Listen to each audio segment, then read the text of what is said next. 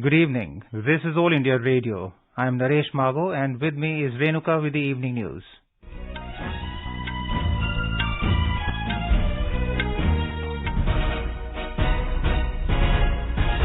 The headlines. Prime Minister Narendra Modi and German Chancellor Olaf Scholz co-chair 6th edition of India-Germany Intergovernmental Consultations in Berlin. Also hold bilateral discussion. India and Germany sign agreements on triangular development cooperation and renewable energy partnership.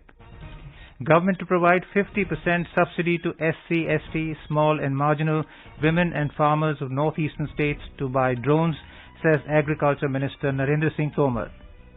Government procures more than 161 lakh metric tons wheat from 11 states in the Rabi marketing season 2022-23. ICMR says recent spike of COVID-19 is confined only to certain geographical regions, rules out fourth wave of pandemic. Satyajit Ray Film Festival is being organized from today till 4th May in Mumbai to commemorate the 101st birth anniversary of the maverick director. Eid ul-Fitr to be celebrated across the country, including Kerala tomorrow, as the crescent moon was not sighted last evening. And in Santosh Trophy football tournament, the summit clash between West Bengal and host Kerala is on at Payanada Stadium in Manjeri today. In IPL cricket, match between Kolkata Knight Riders and Rajasthan Royals at Wankhede Stadium in Mumbai is underway. Prime Minister Narendra Modi and German Chancellor Olaf Scholz today co-chaired the 6th edition of the India-Germany Intergovernmental Consultation IGC in Berlin. The biennial IGC is a unique dialogue format that also sees participation of several ministers from both sides. This was the Prime Minister's first IGC with Chancellor Scholz and also the first such government-to-government consultation of the new German government, which assumed office in December last year.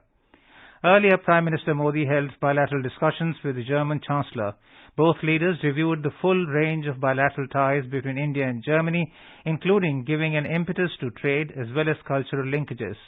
Mr. Modi was given a ceremonial welcome at the Federal Chancellery. In the joint press statement following the discussions, Prime Minister Modi said, as democracies, India and Germany share common values. He said that based on these shared values and common interests, India-Germany bilateral relations have made remarkable progress over the years. Bharat और Germany दोनों ही देश इस महत्वपूर्ण partnership को कितनी प्राथमिकता दे रहे हैं। लोकतांत्रिक देशों के तौर पर भारत और जर्मनी कई कॉमन मूल्यों को साझा करते हैं। इन साझा मूल्यों और साझा हितों के आधार पर पिछले कुछ वर्षों में हमारे द्विपक्षीय संबंधों में उल्लेखनीय प्रगति हुई है। On the Ukraine crisis, Mr. Modi said, India has from the very beginning called for a ceasefire as it believes that dialogue is the only way forward. He said no party can emerge victorious out of this conflict and therefore India supports peace. He said India is very concerned about the humanitarian impact of this war.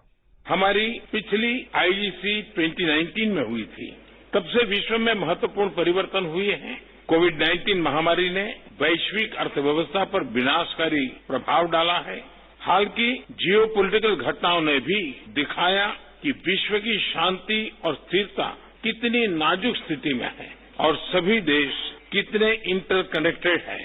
Ukraine के संकट के आरंभ से ही हमने तुरंत युद्ध विराम का आह्वान किया और इस बात पर जोर दिया था कि विवाद को सुलझाने के लिए बातचीत ही एकमात्र उपाय है। हमारा मानना है कि इस युद्ध में कोई विजयी पार्टी नहीं होगी, सभी को नुकसान होगा। इसलिए हम शांति के पक्ष में हैं। Mr. Modi thanked Chancellor Scholz for the warm welcome accorded to him. He expressed happiness that his first foreign visit this year was to Germany. Prime Minister Modi said the intergovernmental consultations held today have given a new direction to the India-Germany partnership. He informed that Germany is committed to supporting green goal plans of India.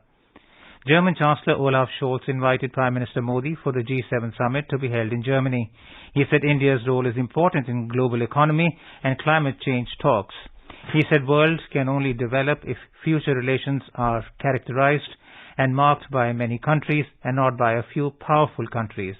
I invited you as our guest to the G7 summit end of June to Elmo, and we look forward to welcoming you back to Germany. We are ready to continuing and deepening the close cooperation with India on global issues and also to expand it because that is most important. During our 6th Indo-German intergovernmental consultations, we also focused on global issues, and these consultations help us deepen our relationship. Mr. Modi reached Berlin, the capital of Germany, today during the first leg of his official visit to 3 European nations. He got a warm welcome from the Indian diaspora on his arrival.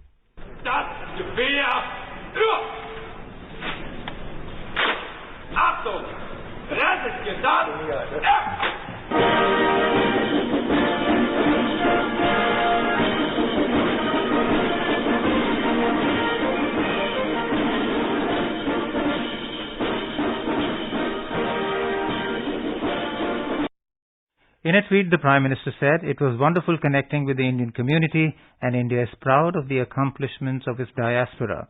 Mr. Modi expressed confidence that this visit will boost the friendship between India and Germany. India and Germany today signed a joint declaration on agroecology and sustainable management of natural resources.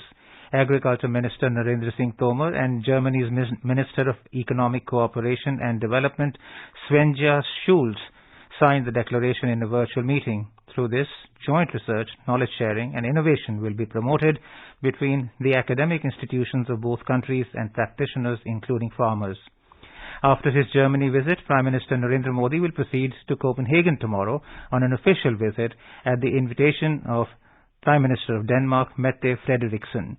This will be his first visit to Denmark and third summit-level interaction with the Danish Prime Minister. The discussions will focus on bilateral issues as well as issues of global and regional interest. Mr. Modi will also attend an India-Denmark business forum and address members of the Indian diaspora. On Wednesday, Mr. Modi will participate in the second India-Nordic summit along with the Prime Ministers of Denmark, Iceland, Finland, Sweden and Norway. On the last leg of the tour, the Prime Minister will briefly stop over in Paris and meet French President Emmanuel Macron. The visit to France will provide an opportunity to carry forward the high-level engagement between the two countries post the French presidential election.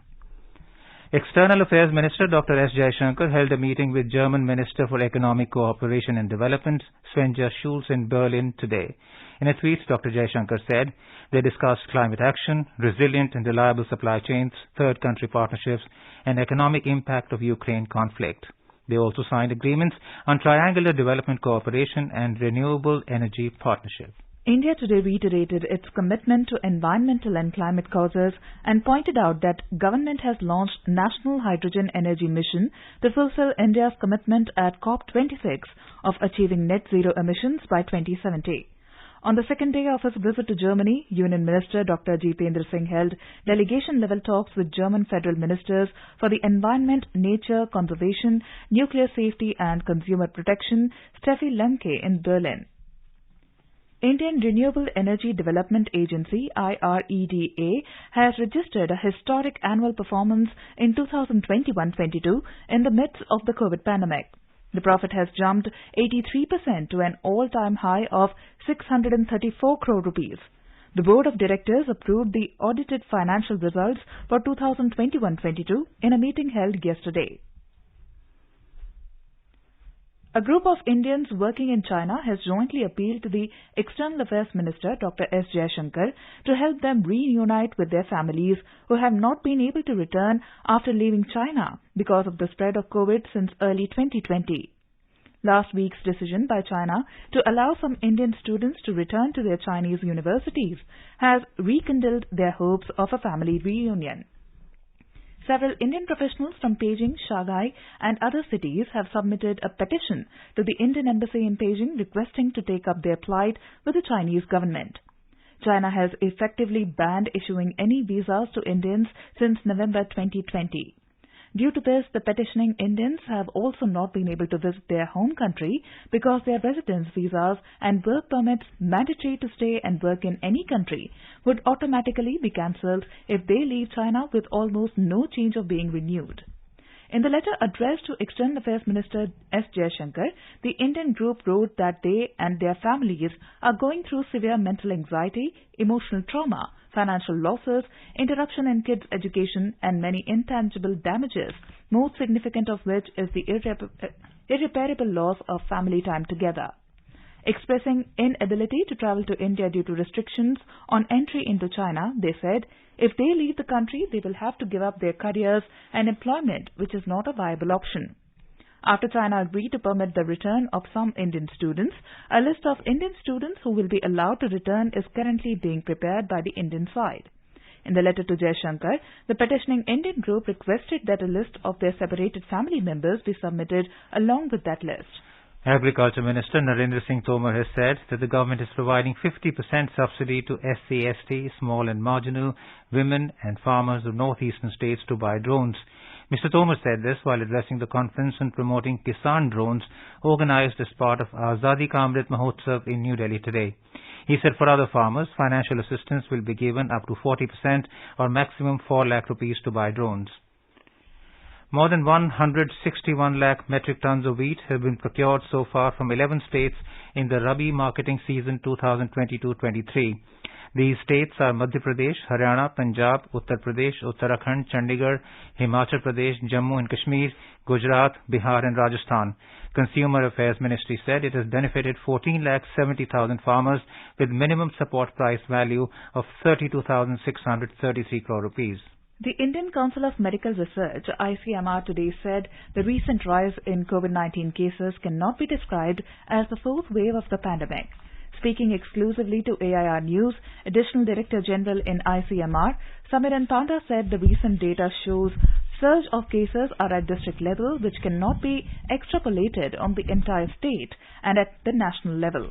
He said this is called a blip, which is confined to certain geographical regions.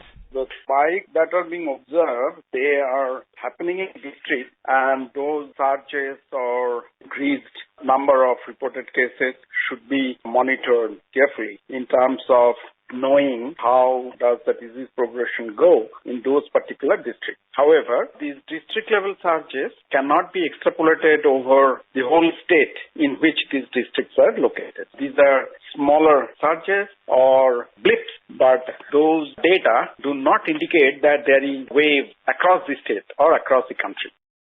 Health Minister Dr. Mansukh Mandavia will chair the 3-day Swasthya Chintan Shivir at Kevadia in Gujarat from Thursday. The objective of the conference is to review the implementation of policies and programs relating to medical and public health sectors and to recommend ways and means for better implementation of these policies for benefit of the common people. You are listening to the evening news on All India Radio. A reminder of the headlines before we move on. Prime Minister Narendra Modi and German Chancellor Olaf Scholz co-chair 6th edition of the India-Germany Intergovernmental Consultations in Berlin also hold bilateral discussion. India and Germany sign agreements on triangular development cooperation and renewable energy partnership. Government to provide 50% subsidy to SC/ST, small and marginal women and farmers of northeastern states to buy drones, says Agriculture Minister Narendra Singh Tomar. Government procures more than 161 lakh metric tons of wheat from 11 states in the Rabi marketing season 2022-23.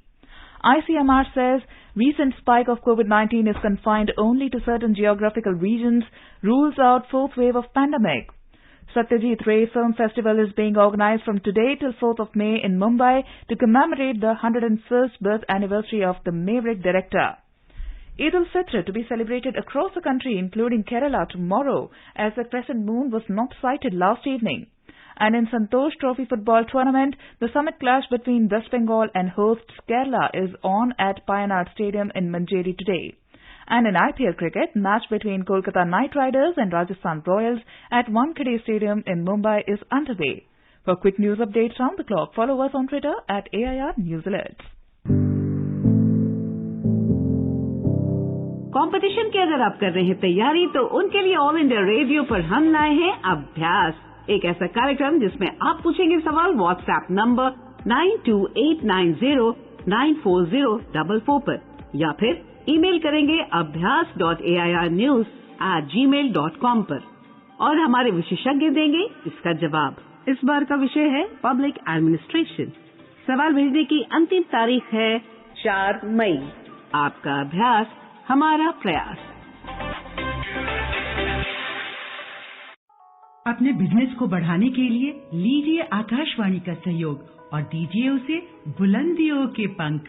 आपका business local है या राष्ट्रीय, आकाशवाणी देती है उपभोक्ताओं तक पहुंचने का हर विकल्प। और अब तो आप घर, दफ्तर या दुकान पर बैठे बैठे कर सकते हैं आकाशवाणी के किसी भी केंद्र के लिए विज्ञापनों की बुकिंग। आकाशवाणी के विभिन्न चैनलों पर विज्ञापन देना सुलभ और सस्ता। बुकिंग है तो संपर्क करें 8700014242 पर। 8700014242।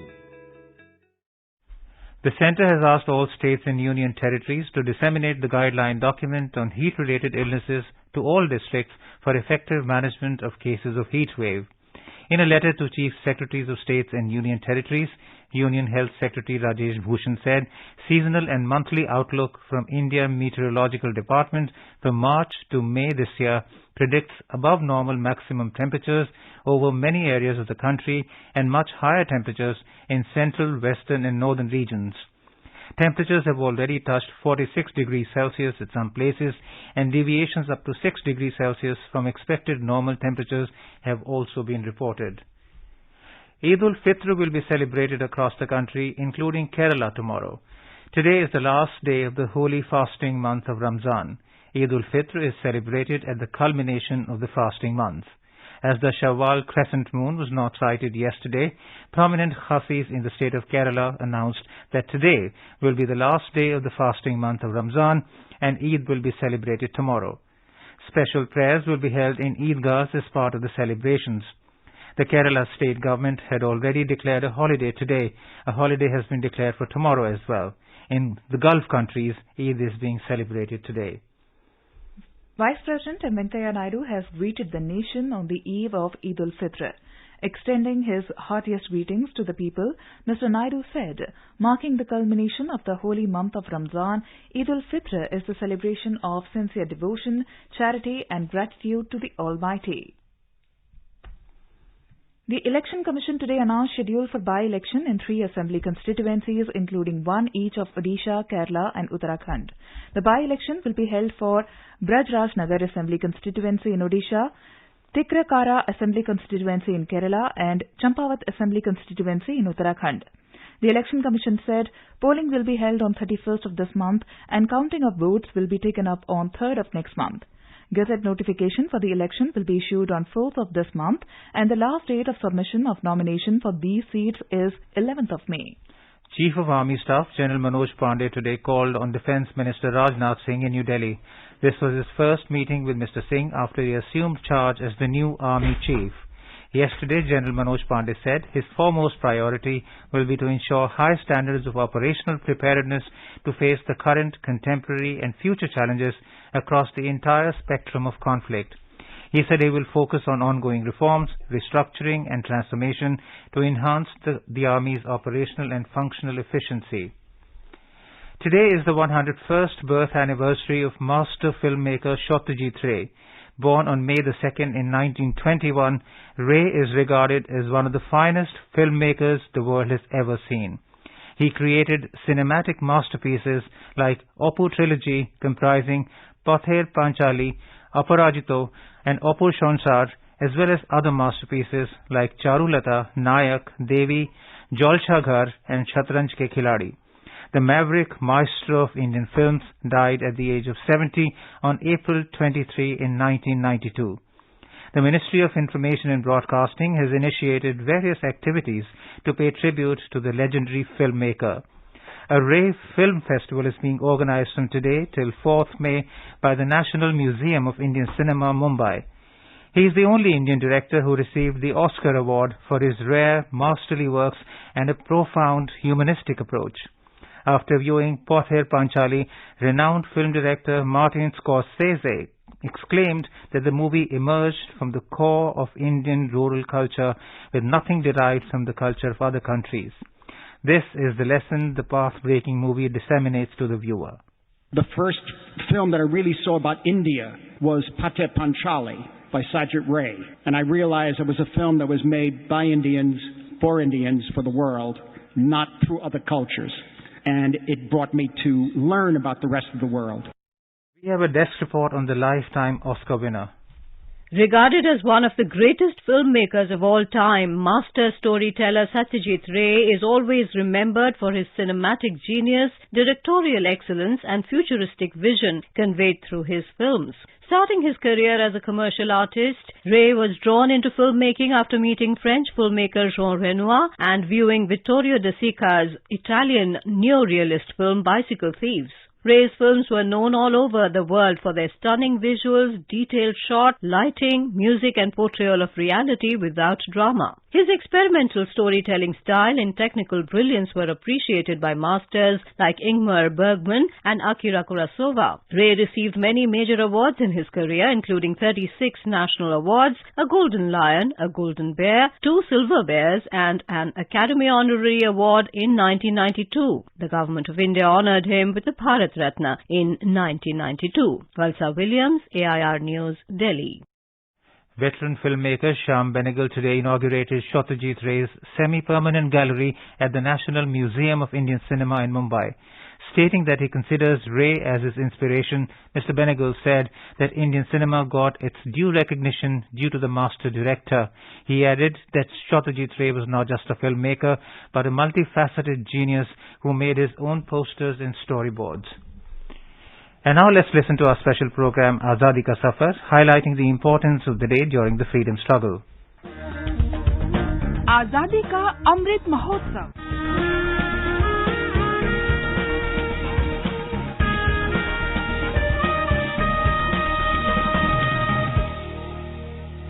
Azadi Ka Safar with AIR News. Birth of a Nation. India's glorious freedom struggle is one of the greatest struggles the modern world has ever witnessed. AIR News brings you a glimpse of this struggle every day.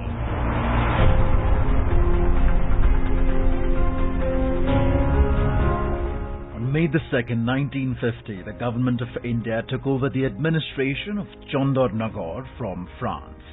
The city, now known as Chandernagor, forms part of the state of West Bengal as per the Chandernagor Merger Act 1954.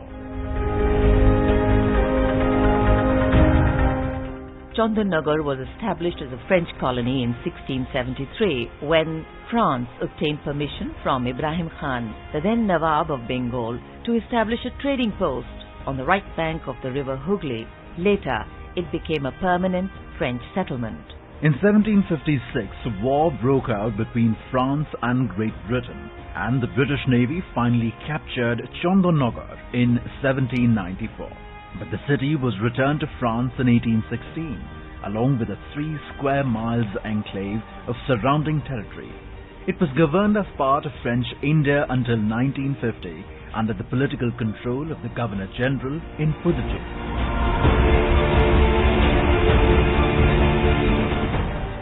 On the 8th of June 1948, the government of the French Republic, in agreement with the government of India, declared that it intended to leave to the populations of French establishments in India themselves the right to pronounce their future fate and future status.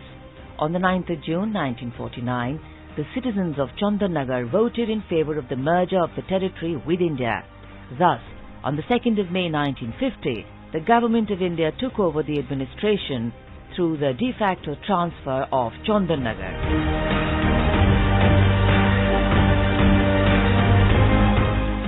After this, on the 2nd of February 1951, the Treaty of Cession of the territory of the free town of Chandernagor was signed in Paris by the representatives of the President of India and the President of the French Republic. After this, on the 9th of June 1952, Chandernagor was transferred de jure to the Union of India.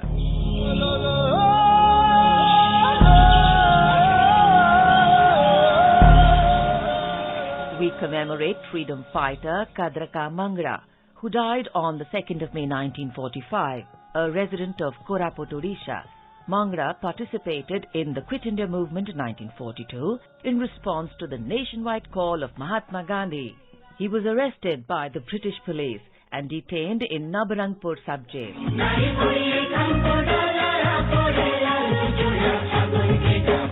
In the jail, he fell severely ill due to the unhygienic living conditions and lack of medical care in the prison. He was shifted to Koraput district jail and later on admitted to the hospital. Kadraka Mangada died in the hospital on the 2nd of May 1945. We salute the great Indian.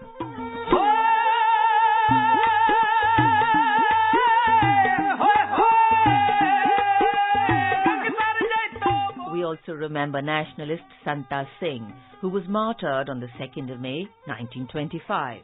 A resident of Lahore, Santa Singh participated twice in the Shahidi Jathas to Jaito Gurudwara Gangsar Nabha in 1924-25 against the British order prohibiting all prayer assemblies there.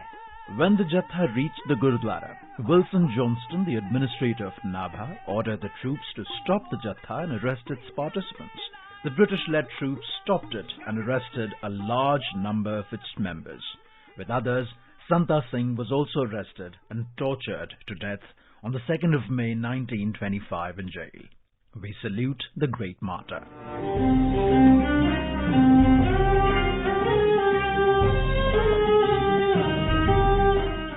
We also remember Indian National Army Lieutenant Kapoor Singh. A resident of Punjab, he participated in the war against the British troops on the Burmese front. He was killed in action on the 2nd of May 1944. Kapoor Singh was posthumously awarded the medals of Veer Hind and Shatrunash by Netaji Subhash Chandra Bose.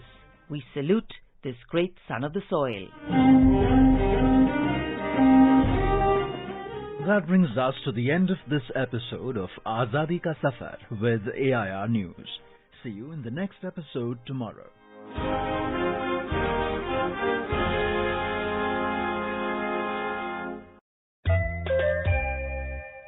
FSSAI has launched Food Safety Connect app for food business operators and consumers. Download this app from Google Play Store and easily apply for FSSAI registration. Consumers can use this app to register food-related complaints. In the 75th Santosh Trophy National Football Tournament, the summit clash between 32-time champions West Bengal and host Kerala is on at Payanad Stadium at Manjeri in Malappuram. Both the teams were goalless till half-time. In IPL cricket, Rajasthan Royals were 115 for 4 in 17 overs against Kolkata Knight Riders at Wankhede Stadium in Mumbai when the reports last came in. Earlier, Kolkata won the toss and elected to bowl. Now let us take a look at the weather forecast for tomorrow. The national capital Delhi will have a partly cloudy sky. The temperature will hover between 27 and 40 degrees Celsius. Mumbai will have a partly cloudy sky with temperatures between 27 and 35 degrees. Chennai will have temperatures between 27 and 35 degrees Celsius as well. Srinagar will have a partly cloudy sky with possibility of rain or thunderstorm or dust storm. Leh will have a partly cloudy sky. The minimum temperature will be around 8 while the maximum will be 17 degrees Celsius. Gilgit will have a generally cloudy sky with temperature between 13 and 33 degrees Celsius. Muzaffarabad will have a partly cloudy sky with temperature ranging between 22 and 36 degrees. Visakhapatnam will have a generally cloudy sky. Hyderabad will have a partly cloudy sky with temperature between 27 and 41 degrees Celsius. Guwahati will have a generally cloudy sky with 1 or 2 spells of rain or thunder showers. And now before we end, here is a look at the headlines once again. Prime Minister Narendra Modi and German Chancellor Olaf Scholz co-chair 6th edition of India-Germany Intergovernmental Consultation in Berlin, also hold bilateral discussion. India and Germany sign agreements on triangular development, cooperation and renewable energy partnership and also joint declaration on agroecology and sustainable management of natural resources. Government to provide 50% subsidy to SC/ST, small and marginal, women and farmers of northeastern states to buy drones, says Agriculture Minister Narendra Singh Tomar. Government procures more than 161 lakh metric tons wheat from 11 states in Rabi marketing season 2022-23. ICMR says recent spike of COVID-19 is confined only to certain geographical regions, rules out fourth wave of pandemic. Satyajit Ray Film Festival being organized from today till 4th May in Mumbai to commemorate the 101st birth anniversary of the Maverick director. Eid ul-Fitr to be celebrated across the country, including Kerala tomorrow, as the crescent moon was not sighted last evening. In Santosh Trophy football tournament, summit clash between West Bengal and host Kerala is on at Payanad Stadium in Manjeri, and in IPL cricket, match between Kolkata Knight Riders and Rajasthan Royals at Wankhede Stadium in Mumbai is underway. And with that, we end the evening news. Good night.